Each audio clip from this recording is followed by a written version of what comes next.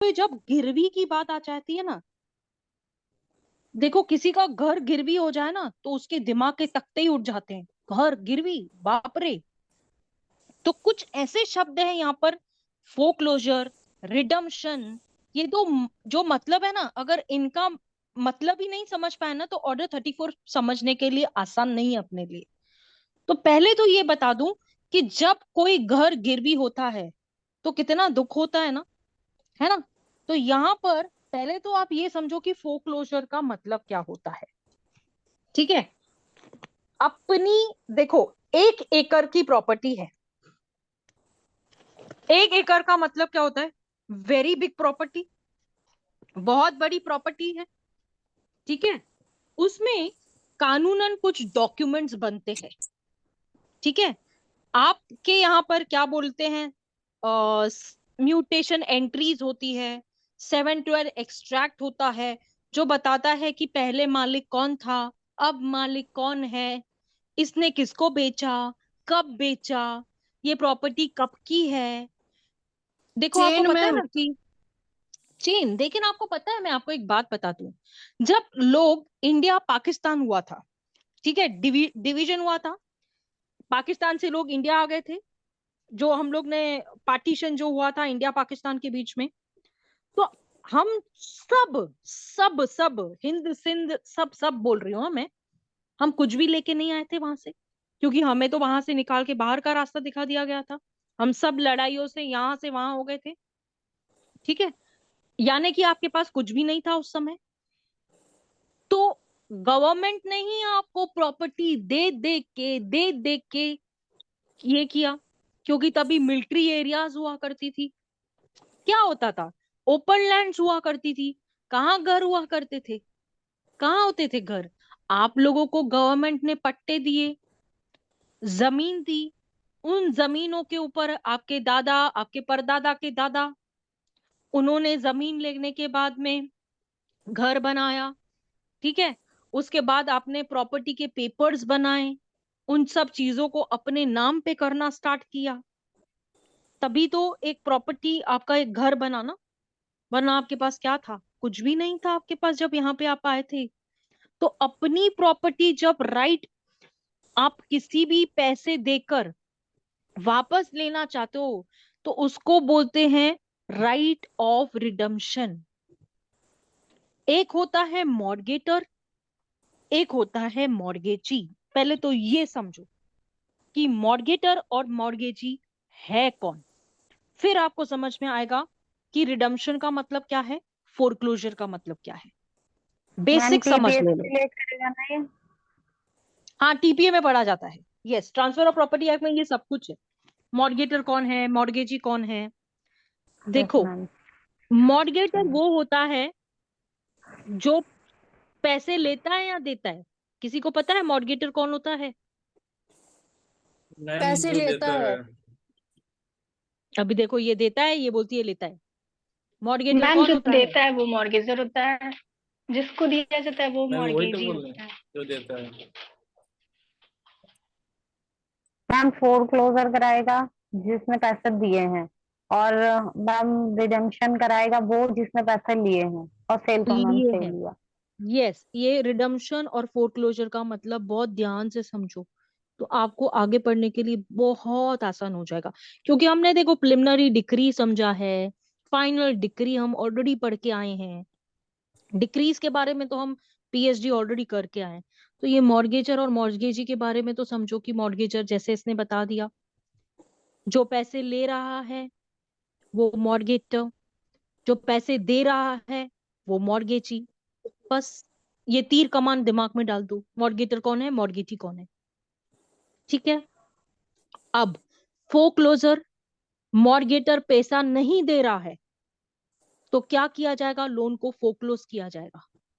ठीक है, अब आप जब केस लड़ना सीखेंगे आगे, कि केस चलने के टाइम पे कोर्ट कैसे फोक्लोज करेगी, कैसे रिडीम करेगी, रिडम्पशन का मतलब क्या होगा, फिर से अपने बताओ मुझे, राइट को रिडम्पशन, रिडीम करना। अपने राइट को रिडीम करना, हिंदी में क्या बोलेंगे उसको? बताओ विकी सर। मोचन मैम वापस। हम्म,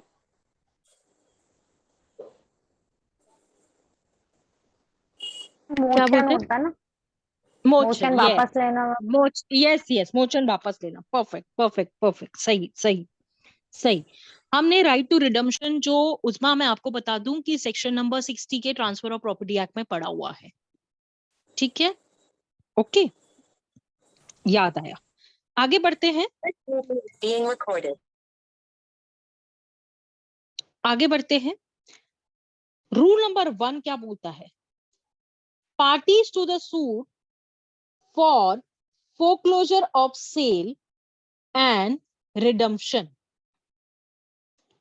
देखो, यहां पर जो इस कोड में बनाया है, इस सीपीसी ने बनाया हुआ है, जो भी पर्सन्स है जिसका इंटरेस्ट है either in the mortgagee, security और राइट ऑफ रिडेम्पशन, इन सबको पार्टी बनाया जाता है केस के अंदर। ठीक है, मॉर्गेटर होगा तो पीछे पीछे मॉर्गेजी आएगा ही आएगा। ठीक है, जो पैसे ले रहा है उसको टेंशन नहीं है, लेकिन जो पैसे दे रहा है ना मॉर्गेजी, वो तो रातों की नींद भी खो जाएगा कि अरे मेरा पैसा मेरा पैसा मेरा पैसा। तो अपनी प्रॉपर्टी, जो अपनी प्रॉपर्टी है, राइट पैसे देके वापस लेना है, तो उसको बोलते हैं right to redemption.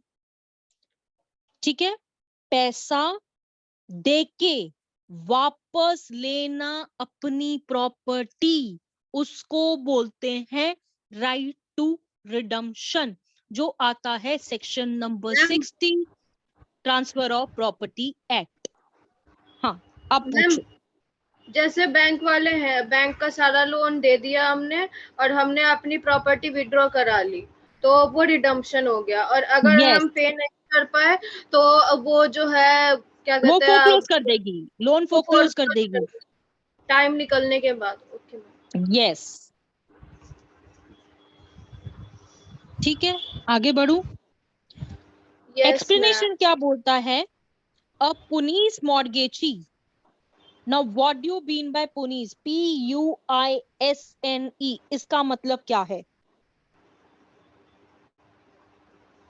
What do you mean by ma'am पुनीस? पहला मॉर्गेज, फर्स्ट पहले वाला। मॉर्गेजी, पहला वाला mortgagee, first mortgagee, first mortgagee. क्योंकि उसमें एक मॉर्गेजी नहीं होगा। जो पैसा दे रहा है वो 2 भी हो सकते हैं, वो 3 भी हो सकते हैं, लेकिन ये पुनीस का मतलब है फर्स्ट फर्स्ट फर्स्ट मॉर्गेजी। लिख लो, याद नहीं आता। ठीक है, आगे बढ़े। मे सू फॉर फोरक्लोजर, वो सू कर सकता है फोरक्लोजर के लिए। ठीक है, अगर वो पैसा नहीं दे रहा तो क्या किया जाएगा? फोरक्लोजर के लिए कहा जाएगा। कौन पैसा नहीं दे रहा है? मॉर्गेटर पैसा नहीं दे रहा है, तो उसके लिए क्या कहा जाएगा? फोरक्लोजर के लिए कहा जाएगा।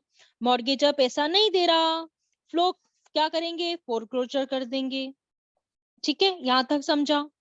और for sale without making the prior mortgagee a party to the suit, यानी कि उस प्रायर मॉर्गेजी को सूट ना करते हुए, केस में पार्टी ना बनाते हुए, a prior mortgagee need not be joined in a suit to redeem a subsequent mortgagee, यानी कि पहला वाला मॉर्गेजी को पार्टी बनाने की जरूरत नहीं है। सब्सिक्वेंट पार्टी, जो सब्सिक्वेंट मॉर्गेजी है, उसका रोल तो बाद में आता है ना, उसका रोल तो बाद में आता है ना।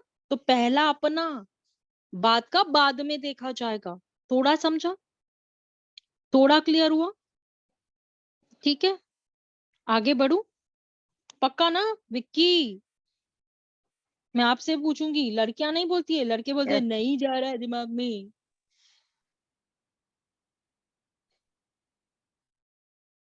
थोड़ा सा और पढ़ाती हूँ, ज्यादा नहीं पढ़ाती हूँ, ठीक है, रिलैक्स हो जाओ।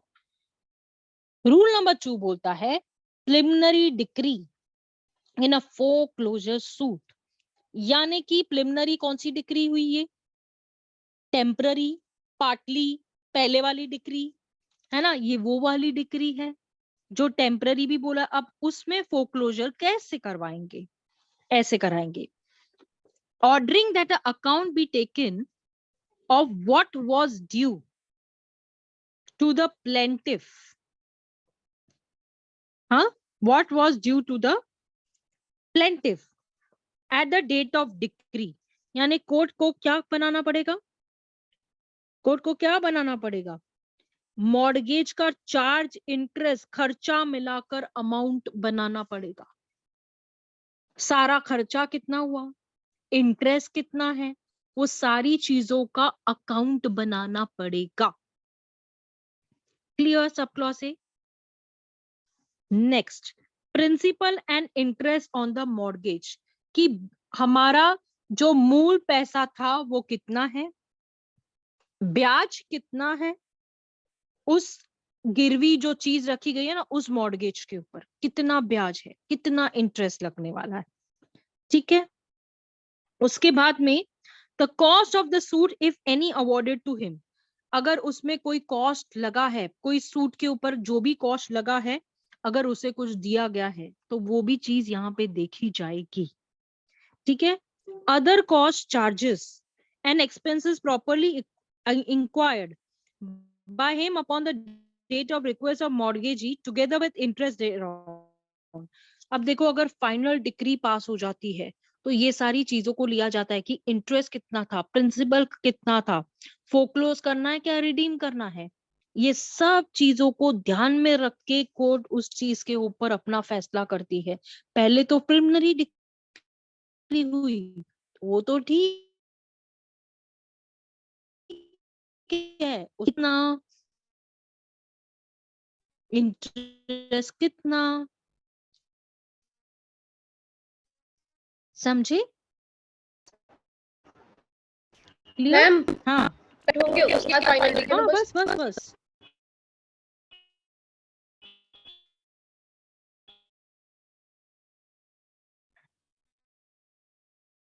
उसको कोर्ट में पे करना पड़ता है, कोई डिफरेंस अमाउंट आता है। समझो कि एक एग्जाम्पल लेते हैं, मॉर्गेजी को अपना पैसा मिल गया, उसमें का कुछ तो डिफरेंस अमाउंट बच रहा था, तो उसको वापस करना पड़ेगा, ये चीज यस उसमें मैम, वो बढ़ेगा। ठीक है, मॉर्गेजी का अगर राइट है तो प्लेंटिफ का भी राइट होगा ना फोक्लोजर करने के लिए, उसका भी अधिकार है ना, वो भी बोलेगा कि मुझे भी तो अधिकार है ना ये सब क्लोज करने के लिए। तो जहां पर प्रतिवादी अगर कोर्ट में कुछ भी अमाउंट पे करता है और ये डिक्लेयर करता है कि आप मुझे 6 महीना दे दीजिए, उसके बाद में वो काउंटर साइन करता है और 6 महीने के अंदर जो भी होता है उसे कंडीशनल सेल कहा जाता है। देखो, आपको पता है यहाँ पे एक शॉर्ट नोट आता है कंडीशनल सेल को लेकर, प्री पॉइंट ऑफ व्यू से तो नहीं, लेकिन मेंस में ये शॉर्ट नोट आता है। कंडीशनल, आपको एक आंसर देती हूँ तो वो पढ़ना, कंडीशनल सेल मैम को लेकर मैं आपको प्रिपेयर करके देती हूँ। हाँ, जैसे 6 महीने का टाइम दिया और वो 6 महीने के बाद वो पे नहीं कर पाया, तभी तो कंडीशनल रीट्रांसफर की सेल जाएगी। होगी ना? हाँ, तभी कंडीशन, और फिर उसकी प्रॉपर्टी उसको रीट्रांसफर की जाएगी, चली जाएगी। ओके ठीक है, मैम। चलो यहाँ तक करते हैं, क्योंकि ये विक्की का चेहरा देख के मुझे समझ आ चुका है कि अब बस मैम बस हो गया। ठीक है, थोड़ा तो नो समझे ना, मैम बस रिडीम और फोक्लोजर, मॉर्गेजर, मॉर्गेजी, प्रॉपर्टी क्या है, गिरवी क्यों रखी जाती है, बेसिक समझ गए ना तो आगे मुझे समझाने में इजी हो जाएगा। हाँ ठीक है, यस बस बस बस बस मेरे भाई मैम बस। सब्जेक्ट ठीक है, चेंज कीजिएगा तो कर लेंगे, ऐसा बात नहीं है। नहीं अब बस, सब्जेक्ट अभी आपका सीपीसी में कंप्लीट कर दूं ना, यही वीकेंड में मैं आपको 40-42 तक लेके आ जाऊंगी।